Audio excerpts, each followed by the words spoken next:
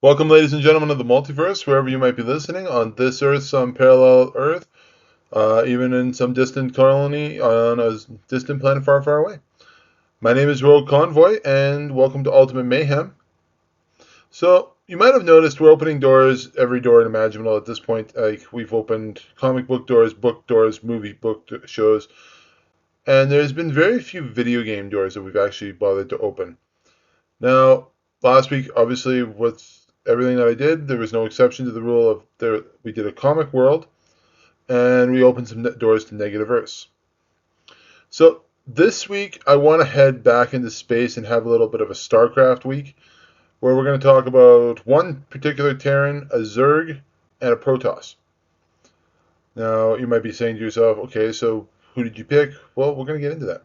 So there were quite a few characters of these characters, and I figured start with something that people actually know, or if they've played the game, they know who the character is.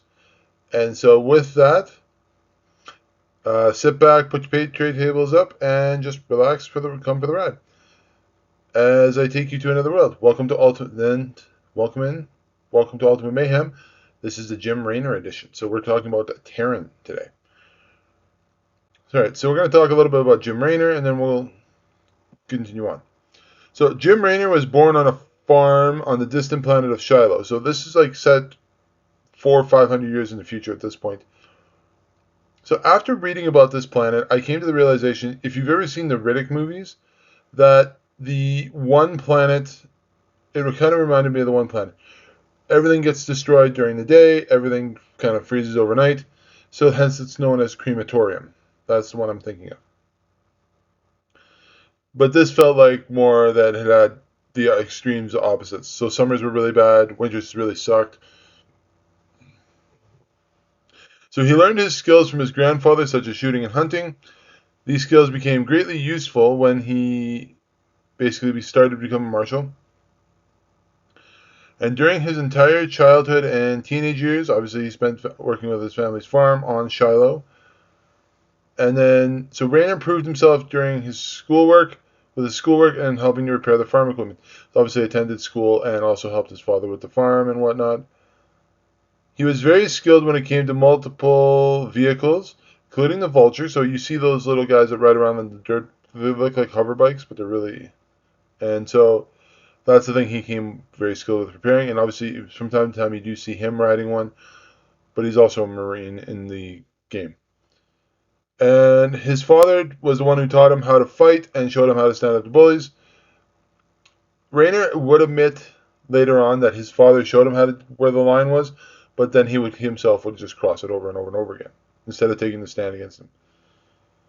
So when we first meet Jim Raynor, and this is like during the game when you're meeting him for the first time, he was a marshal in Marsa, I can't pronounce it, and at the backwater station. So the Zerg appear for the first time during that, and Raynor tries to help fight everything with them, against them, and eventually gets himself arrested. Why? Because he had destroyed something that the Confederacy, like a command center that the Confederacy had wanted and wanted to keep it going, but in fact is that the Zerg had already infested it. And if you've ever played this game, you know the fact that especially when you're a Terran and you're sending in a drone or you're sending in something to help infect it, that can create infested Terrans. Now, those are like zombie Terrans that basically run up to the building and explode and basically just damage buildings. Raynor escapes prison with the help of Arcturus Mensk. Again, pronunciation. Don't know if I'm pronouncing it right. And his rebel group, the Sons of Coral. Sounds like a really bad Rick Grimes joke if you put it in there. But it's not.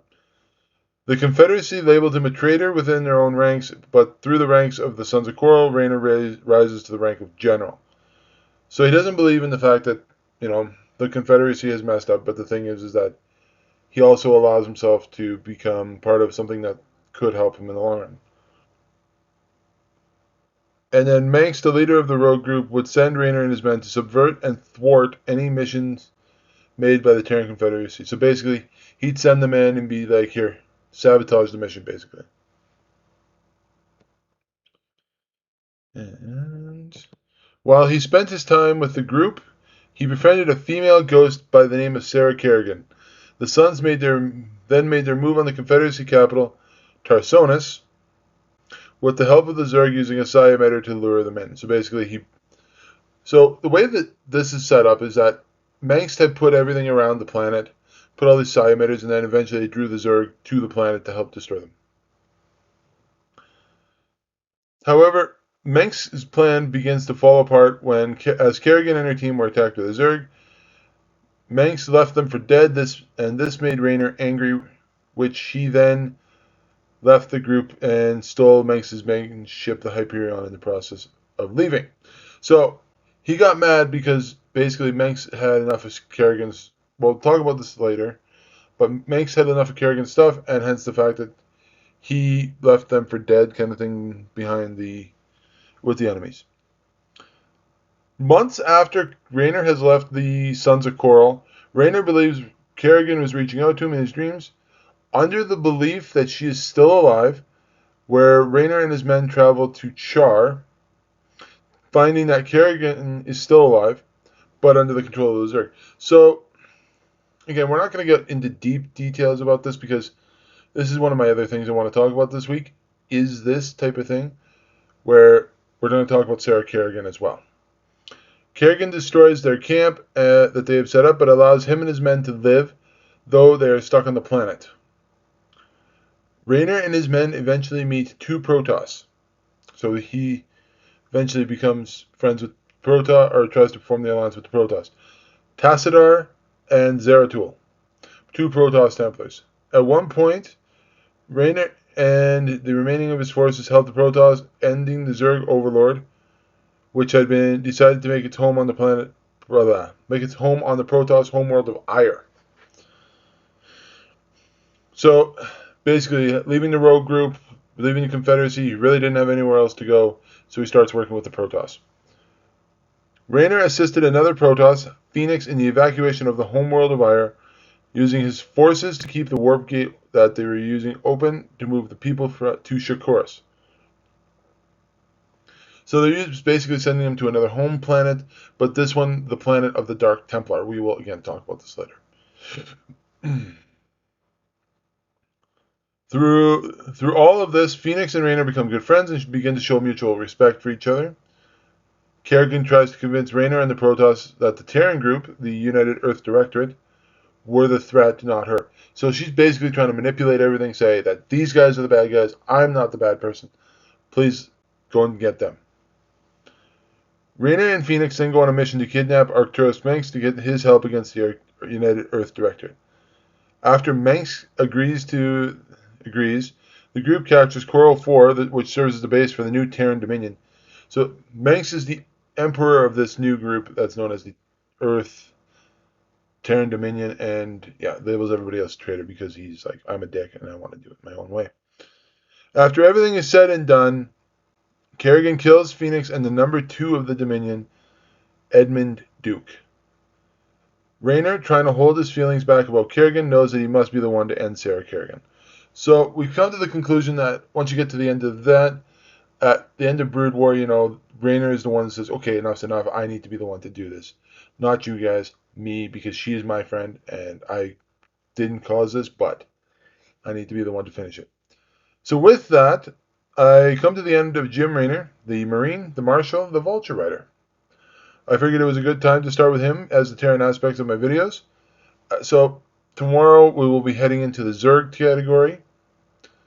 And after that, we will finally end the week. So I decided to do 2 different things on the Protoss video because there wasn't really much information on Zeratul. Like there was little bits here and there, but not enough for me to formulate one full idea. So I've decided we're gonna talk about the Nerazim as well at that point, and we'll talk about the Dark Templars. So the Nerazim and the Dark Templars are the same thing. So let the multiverse be your guide, kind of let it guide you through the doors that you're unfamiliar with. There are portals that you might not have found before, and hence that is your guide to the new multiverse. My name is Rogue Convoy, and this has been Ultimate Mayhem, Jim Raynor Edition. Thank you.